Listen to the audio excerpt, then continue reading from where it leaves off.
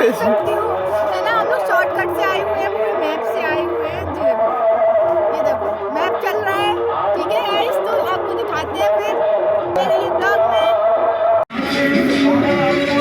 Number सही रखा, इसका समय इनके नाम करेंगे, एक कोचिंग सेंटर का उद्घाटन करवा रहे हैं, एकलव्य सरकार में जा रहे हैं, उनकी माता जी से मिलने जा रहे हैं, दिखाते हैं आपको।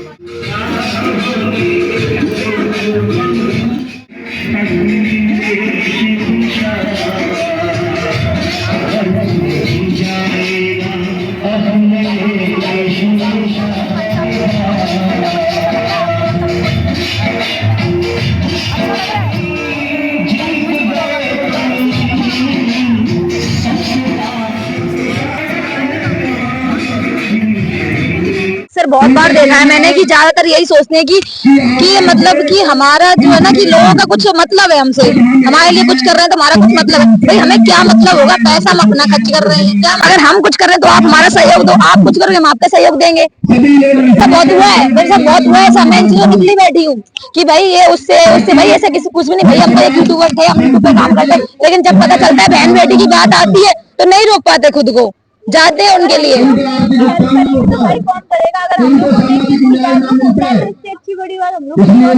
समाजवादी पार्टी में देख कितना सहयोग दिया, सबने करा। और ये चीज किसको पता है, फूलन देवी को किसने मरवाया था? क्योंकि उन्होंने पहला पद हासिल कर लिया था।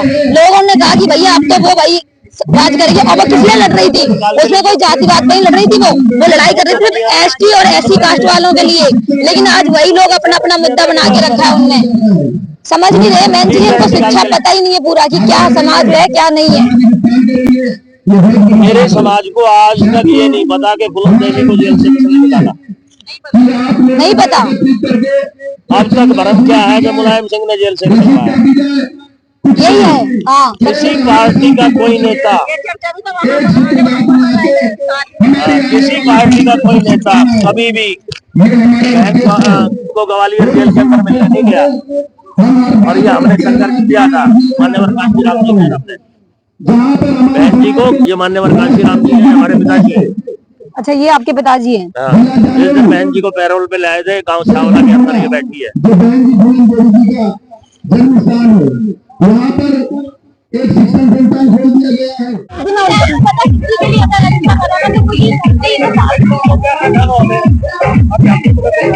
अब अंकल पता क्या है, वो तो आज पब्लिक वाली बात में जाते रहते, इधर से उधर जाते रहते, क्या करें तब। तो मैंने क्या करा, उनने बोला तुझे तुझे रोल करना है। मैं तो ढंगों से मैंने बैन नहीं करूंगी, उनको पता नहीं कैसा रोल करवाएंगे। मूवी देख के ऐसा लगा मुझे। फिर मैंने जब उन्होंने बोला 2 ड्रेस ऐसी है, मैंने कहा ठीक है। फिर बोला पढ़ लेना। जब मैंने उनके बारे में पढ़ा तो मैं और ज्यादा भावुक हुई उनसे, इतना कुछ हुआ उनके साथ और इतनी झेली। तो मैं उनमें घुसती गई तो मुझे ऐसा लगने लग गया कि नहीं अब तो मुझे लड़ना है मुझे। जब पता जब वो पैदा जब उनकी मतलब उनको छूट गई थी, जब एक्सपायर हो गई थी, तब मैं तो 1 साल की थी। मेरा जन्म जो है वो 2000 का है और उनको 2001 में मार दिया था। लोग मुझसे कहते हैं कि तो दूसरा जन्म हुआ है। मैंने कहा मैं उनसे पहले आ चुकी थी मैं पहले आ चुकी थी उनसे। लेकिन लोगों को यही लगता है कि मेरा दूसरा है, सबको 240 ही लगती है मैं।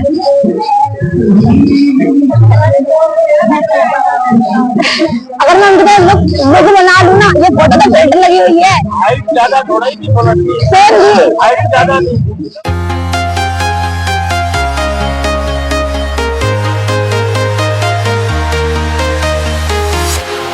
Walking alone, the streets are empty. The only thing I can see is my own silhouette. I'm getting stronger, step by step. The clock is ticking, but there's no time for regrets. I've been flying from town to town, from London to Taiwan. I've been all around the globe, trying to protect your soul. नहीं equal है ना। Guys ये फूलन देवी वाली पहन रहे हैं T shirt, जैसे कि सुभाष अंकल जी ने दी है। ये देखिए ऐसे पहनी जाती है टी शर्ट।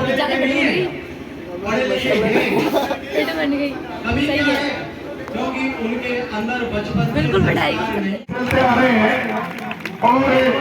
माननीय राष्ट्रीय अध्यक्ष जी मंच पर आ जाए वगैरह सब लेके आए, केबी भाई, मोहन जी और हमारे प्रधान जी जो आपके सामने है। बैग में डाल ले।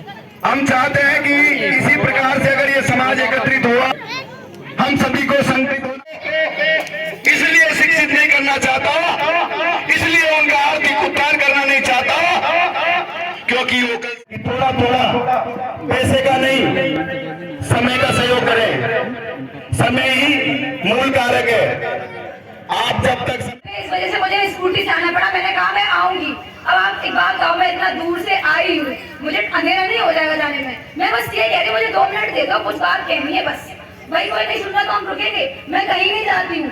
और जितना केसेस में मैं इन्वॉल्व होती हूँ ना, एडा वाले केस में 3 दिन से थी मैं वहाँ पे।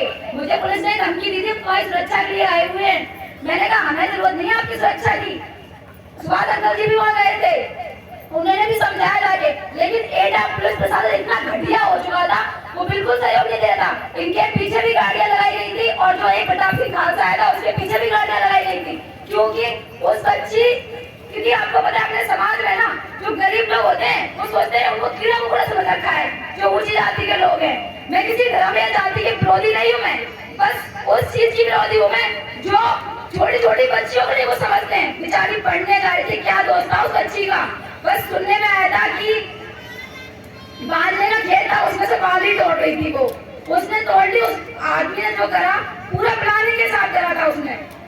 जो बात उसमें आई थी तो उसने मार करके उसमें डाल दिया और उसके बाद जो वो वहाँ पे था खेत का मालिक जो था वो गया बाहर, जाके उसने बोला कि जाओ खेत में देख कर आओ। तब जाके उन्होंने देखा कि वहाँ तो एक बच्ची की लाश पड़ी हुई है। पूरा ऐसी प्लानिंग के साथ केस हुआ था ना। और जब एडा पुलिस प्रशासन ने वहाँ का मतलब बिल्कुल साथ छोड़ दिया तो अलीगढ़ प्रशासन से बात करी, मैं उसमें खुद शामिल थी इस केस में। जब अलीगढ़ प्रशासन से बात की, उन्होंने सहयोग दिया और उस बच्ची को न्याय मिला। उसके पिताजी को योगी सरकार की तरफ से 10 लाख रुपए भी दिए गए थे और खुद उसके जो लड़की के घर वाले थे उसको इतना मतलब पुलिस वालों ने परेशान कर रखा था, उसके भाई को मारा कूटा। वो डर रहे थे कि मैं नाम नहीं लूंगा, भाई बोलेंगे कि हमें इंसाफ दो तो ये लोग हमें मारेंगे। इसलिए बहुत से लोग ये कह रहे थे जब लड़की के घर वालों ने साथ छोड़ दिया तो हम क्या करेंगे उसमें जाकर के। तो ये भी तो समझो, उनकी जो अंदर की बात कोई नहीं समझ पा रहा था।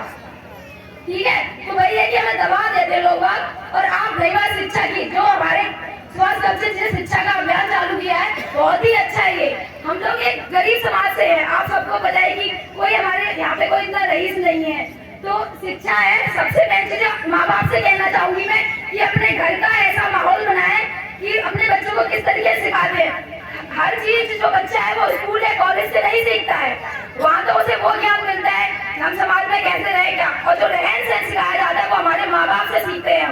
हम अपने बच्चों को संस्कार भी देने चाहिए, क्योंकि संस्कार भी एक बहुत बड़ी पूंजी है जो माँ बाप सिखाएंगे तभी आएगी। सही बात है या नहीं है? अपने घर में अपना माहौल ऐसा बनाओ कि हमारे बच्चे आगे जाए तो लगे कि हमारे बच्चों को संस्कार अच्छे दिए हैं। पढ़ाई लिखाई सब करते हैं, सब कहते हैं कि बच्चे पढ़े लिखे होने के बावजूद ही गलत कदम उठाते हैं। उनका कारण क्या है? हमने उनको संस्कार नहीं दिए, यही कारण है ना, यही कारण है ना कि हमने उन्हें संस्कार नहीं दिए। पढ़े लिखे तो सब है लेकिन उनके अंदर संस्कार ही नहीं है। बच्चे हम पढ़ने के लिए बाहर भेजते हैं, वो कई गलत कदम उठाते हैं। क्यों? क्योंकि हमने अपने बच्चों की चीज सीख नहीं दी है कि तुम बाहर जा रहे हो अपने समाज की कई बदनामी मत हो लेना। हमने जो संस्कार दिए हैं, पढ़ने जा रहे बाहर अयासी करने के लिए, माँ बाप यहाँ एक एक पूंजी जोड़ रहे हैं, खेती बाड़ी कर रहे हैं, तुम्हें अच्छे स्कूल में पढ़ा रहे हैं।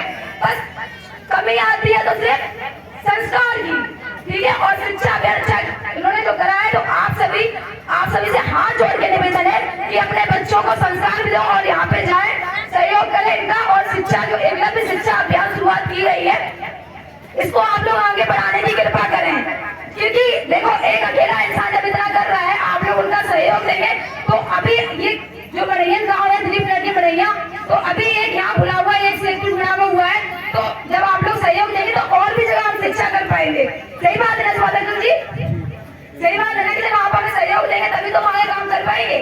तो आप सभी से निवेदन यही है कि सहयोग बनाए रखें। और मैं सभी बहन बेटियों से कहना चाहूंगी कि हमारे माइंड में ना बचपन से बिठा दिया जाता है कि लड़की के तो हाथ पीले करने, ससुराल जाएगी, क्या करेगी पढ़ लिख कर। मैं तुम्हारी क्या मैं अपनी खुद कहती हूँ, मेरे खुद के घर वाले कहते थे ये चीज कि क्या करेगी। मेरा सपना था मैं BSF में जाऊंगी, मैंने पढ़ाई भी की, मैं बीएसएफ में सेलेक्शन हो गया था, मैंने एग्जाम निकाल लिया था, लेकिन मैं 2 इंच हाइट से मार खा गई थी। बाकी मुझे पुलिस की नौकरी पसंद नहीं आती, क्योंकि मुझे सारी नौकरियां कुत्ता नौकरी लगती, सही बताऊं तो मैं, क्योंकि ये क्या एक बीएसएफ आर्मी की नौकरी ऐसी है, वो कभी किसी से रिश्वत नहीं लेता है, वो जो कहते हैं वो कभी सब अपने समाज के लिए, अपने देश के लिए लड़ते हैं। और आजकल जो पुलिस वाले ये तो चंद पैसों में बिक जाते हैं, और यही हो रहा है हमारे समाज में कि भाई गरीब आदमी कोई नहीं सुनता है। मैं इन चीजों से खुद निकली बैठी हूँ, अभी मैं कहती हूँ कि मुझे भाई पुलिस से बिल्कुल मतलब नहीं, और ना मैं डरूं किसी से।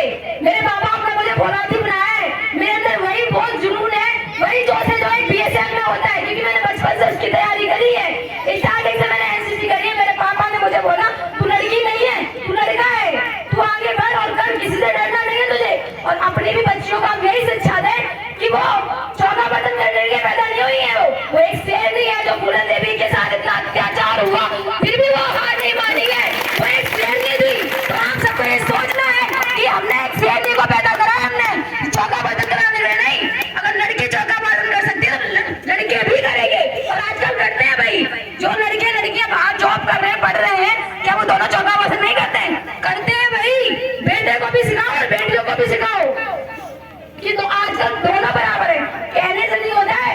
बेटी पढ़ाओ बेटी बचाओ, जब हम नारे तो लगाते हैं लेकिन उनके अकॉर्डिंग चलते नहीं, हम नहीं चलते ना, चलते नहीं उनके घर। तो आप सबसे यही निवेदन है कि आप लोग सशक्त भी बने, शिक्षा जरूर है, क्योंकि शादी कर दी घर वालों ने, उसके बाद कौन जिम्मा लेगा आपका? आप इस काबिल तो बन जाओ, अगर अत्याचार हो रहा है तो उसके खिलाफ लड़ सको, बनोगे इस काबिल? कुछ जवाब तो दे लो, मैं तो ऐसी बोलती रहूंगी। इस काबिल बनोगे बहन बेटी? अगर मेरी बात किसी को बुरी लगे तो प्लीज मुझे बता दीजिए, क्योंकि देखो मैं भी आपकी छोटी बहन बेटी हूँ, मुझसे भी गलती हो सकती है, मैं कोई राजनीति खेल नहीं खेलती, बस जितना मुझसे होता है मैं करती हूँ समाज के लिए। इतना भी मैं अपने माँ बाप का शुक्रिया करना चाहूंगी, अपने साथियों को शुक्रिया करना चाहूंगी जो मुझे वो इतनी परमिशन देते हैं कि बेटा तू जा, करेगी आगे चल के कर, कोई बात नहीं, समाज की बातें कर। मेरे पिताजी सिर्फ 5वीं पास है, लेकिन मुझे कभी चुपके से पैसे दे देंगे, जा मम्मी को मत बोलियो, कर जाके। मैंने कहा ठीक है भाई, करते हैं अपने माँ बाप कर, लेकिन कभी उनके आंचल पे आंच नहीं आ दूंगी। मेरे पिताजी ने मुझे इतनी छूट दी है तो कभी ऐसी अपनी गर्दन कटवा दूंगी, लेकिन उनके जो संस्कार थे उसका दाम नहीं आने दूंगी मैं, और यही आप सबको करना है, ठीक है? और एक बात कहना चाहूंगी, एक ये अंकल जी को बात पता होगी, ये जो जबलपुर में एक लड़की का केस हुआ था 2020 की बात है, नाम तो ओम प्रकाश कश्यप करके, ओम प्रकाश केवल करके नाम है उनका। तो उनकी बच्ची है 14 साल की, बेचारी पढ़ के आ रही थी, उसका अपहरण कर लिया गया था। अपहरण करने के बाद उसमें बाहर सीसीटीवी कैमरा लगे, तो उसमें कैद भी थी कि उस बच्ची का अपहरण कराया और लेकर गए, उसके साथ गलत काम करा और छोड़ दिया। मात्र 14 साल की बच्ची थी वो, और क्या गलती थी उसकी? उसके माता पिता बाहर गए हुए थे, और जब वो बच्ची घर आती है और वो अपनी माँ बाप से कहती है कि मेरे साथ ऐसा ऐसा हुआ, तो जब वो पुलिस प्रशासन के पास जाते हैं और उनसे कहते हैं कि हमारे साथ ऐसा हुआ है, तो पुलिस वाले उल्टा उन पे जोर लगा देते हैं। जो सीसीटीवी कैमरे हैं उनके पिताजी ने खुद देखा है कि उन्हें अपहरण करा, और वो लड़के कबूल भी कर लेते हैं कि हाँ बच्चे थे, एक बेटी तो उनकी फांसी लगा चुकी है, जब उसे कहीं से इंसाफ नहीं मिला उस बच्ची ने फांसी लगा ली, और ये भी नहीं पता कि उसे फांसी लगाई है या उसको किसने लगा दी है। उसके माँ बाप उस चीज की मांग कर रहे हैं कि हमें इंसाफ दो। 3 साल से उसकी माँ और बाप लड़ रहे हैं, अब अपनी जगह से नहीं ले, वो लड़ रहे हैं। और मैं भी वहाँ गई थी जबलपुर में, मैंने कहा कि इंसाफ तो दिला के रहेंगे, और हमने देखो ये जंतर मंतर में जो प्रोग्राम होगा ये 11 या 15 फरवरी करेंगे। अगर हमें सरकार ने हमें इंसाफ नहीं दिलवाया तो जंतर मंतर धरना का प्रोग्राम किया जाएगा।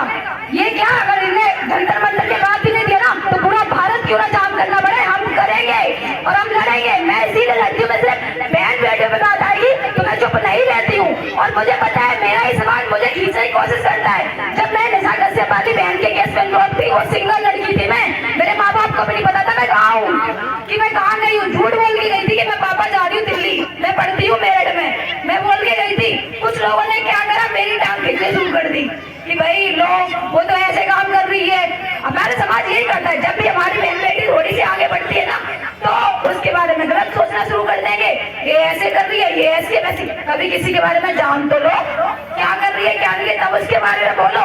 बस इतना ही कह चाहूंगी, अपने चरित्र शरीफ रहिए। बस किसी की हिम्मत नहीं है तो फैमिली उठा दे, और जो उठाए उसको बिल्कुल मत छोड़ो। अगर सही हो तो लड़ो अपने लिए। बस इतना ही कह चाहूंगी। बाकी शिक्षा का अधिकार सभी का है। अपने बच्चों को पढ़ने के लिए भेजे यहाँ पे, और उन्हें सिखाए भी कि क्या जरूरी है क्या नहीं, क्योंकि शिक्षा अगर होगी आपके पास तो आपको ये पता रहेगा कि हमारे लिए क्या सही है क्या गलत है।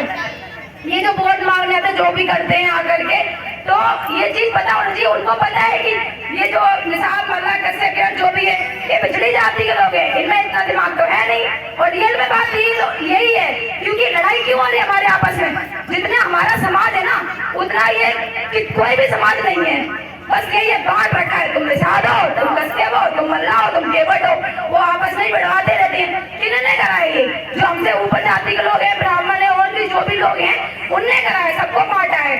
और जो राजनीतिक खेल खेल रहे हैं, तो आप सब एक हो जाओ, ये ना समझो कि ये सब अलग है।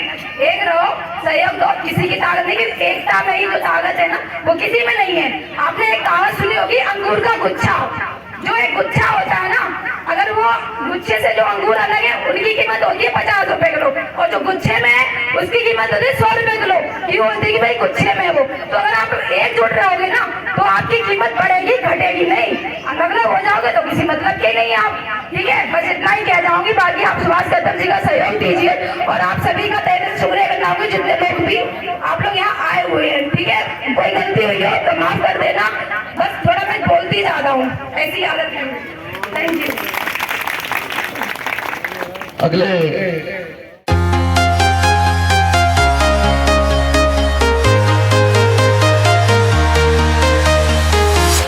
I'm walking. दोस्तों ये बेटू भैया वीडियो बनवा रही, ट्रैक्टर मिल गया एक रास्ते में, इस पे बना रही वीडियो। यहाँ कुटी कटने जा रही है, ये कर रहा है वीडियो शूट।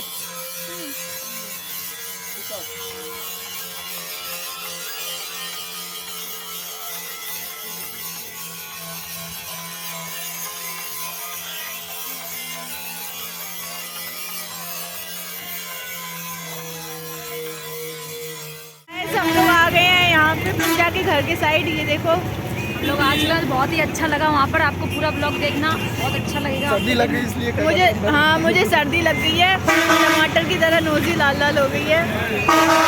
अभी हम लोग मोमोज मतलब अपने मोमोज खाएंगे, भूख लग रही है। हाँ, इसको भूख लग रही है। मुझे तो मना है, तो मैं तो नहीं खा रही बाहर की चीज़, है ना।